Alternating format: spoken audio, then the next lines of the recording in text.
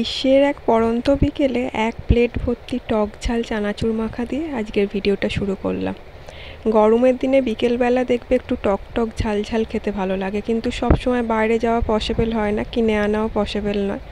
তাই অগত্যা বাড়িতেই বানাতে বসে পড়েছিলাম। এখানে যা যা লাগবে আমরা সব নিয়ে এসেছি। প্রথমে চানাচুরটা প্লেটে ঢেলে নিচ্ছি। এরপর সমস্ত উপকরণ এক একে কেটে নেব। প্রথমে পেঁয়াজটা কেটে নেওয়া হচ্ছে। পেঁয়াজটা গার্নিশিংয়ের জন্য প্রথমে 3-4টে চাকা করে কাটা হবে, তারপর ছোট ছোট করে কুচি করে কেটে নেওয়া হবে। দেখো, যেমনটা বলছিলাম আমি, প্রথমে 3 থেকে 4টে চাকা কেটে নেওয়া হয়েছে, এরপর ছোট ছোট করে পেঁয়াজটাকে কেটে নেওয়া হচ্ছে। স্ট্রিট ফুড হিসেবে ঘটি গরম তো আমরা সবাই কম বেশি খেয়েছি। এই চানাচুরের চাটটাও কিন্তু খেতে মন্দ হয় না। আর গরমের দিনে যদি দেওয়া যায় এর মধ্যে ছোট ছোট টুকরো করে আম কেটে, যদিও আজকে আমরা আমের ব্যবহার করিনি। এখানে পেঁয়াজটা কেটে নেব, এরপর কাঁচা লঙ্কাটাও একইভাবে কেটে নেব। যারা কম ঝাল খাও তারা একটু কম দেবে। আমরা এখানে 2টো কাঁচা লঙ্কা ব্যবহার করেছিলাম। পেঁয়াজটা আমাদের অলমোস্ট কাটা হয়ে গেছে। এরপর কাঁচা লঙ্কাটা কেটে নেওয়া হচ্ছে। তোমাদের মনে পড়ে স্কুলের গেটের বাইরে সেই চটপটি, আলু কাবলি, ঝালমুড়ি, কুলের আচার বা সেই আইসক্রিমের কথা?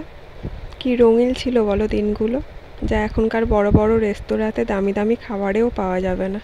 এখানে আমাদের লঙ্কাটা কাটা হয়ে গেছে। এবার আমরা লেবুটাকে কেটে নিচ্ছি। এই লেবুর রসটা পুরোটাই দেয়া হবে চানাচুরের মধ্যে। আরও যে আধখানা রয়েছে ওটা গার্নিশিংয়ে আমরা ব্যবহার করব।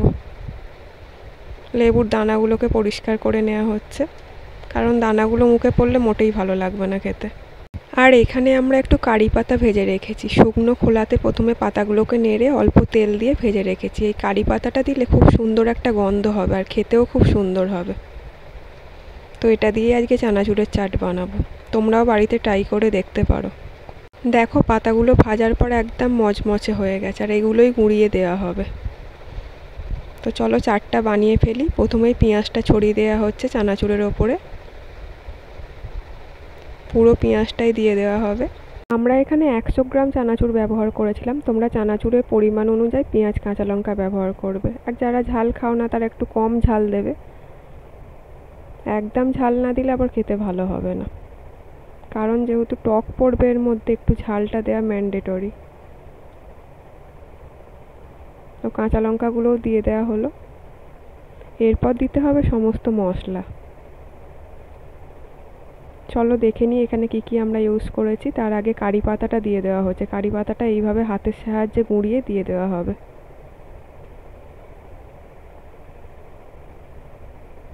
পুরো কারি পাতাটাই এখানে ইউজ করা হয়েছে।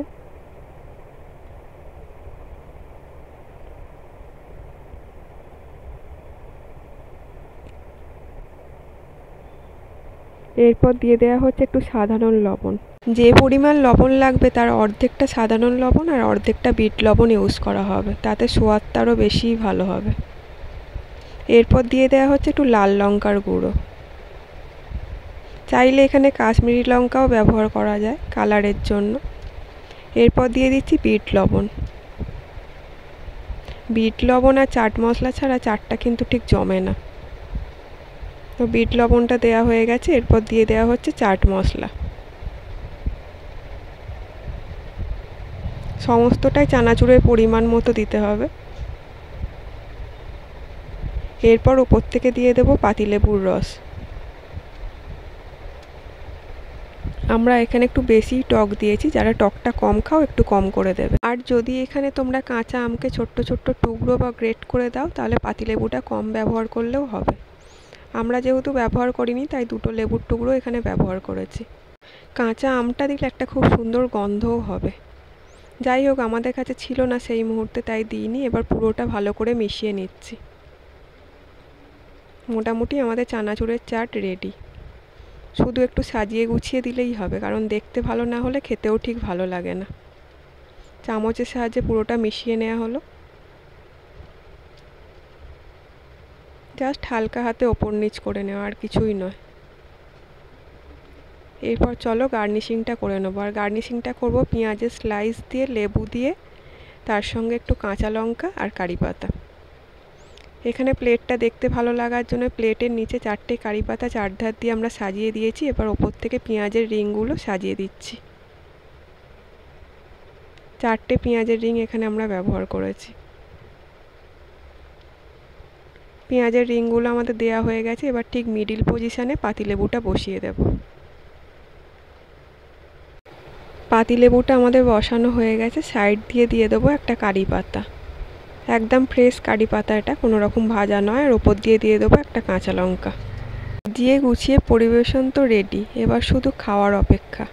আর দেখতে ঠিক যতটা কালারফুল হয়েছিল, খেতেও ঠিক ততটাই চটপটা হয়েছিল। তাহলে আর কি, জেনে গেলে তো রেসিপি, তোমরাও বাড়িতে বানিয়ে ফেলো, খেয়ে জানিও কেমন লাগলো। আর যদি ভালো লেগে থাকে প্লিজ চ্যানেলটা সাবস্ক্রাইব করে দিও, লাইক করো, কমেন্ট করো, পাশে থেকে। তোমাদের সাপোর্ট আর ভালোবাসাই শ্রাবণীস ওয়ার্ল্ডকে আরও নতুন নতুন ভিডিও করতে উৎসাহ দেয়। তাই পাশে চাই তোমাদের। এভাবেই আমার পাশে থেকো আর সবাইকে নিয়ে থেকো, ভালো থেকো, সুস্থ থেকো। আজ আসি আবার অন্য কোনো দিন।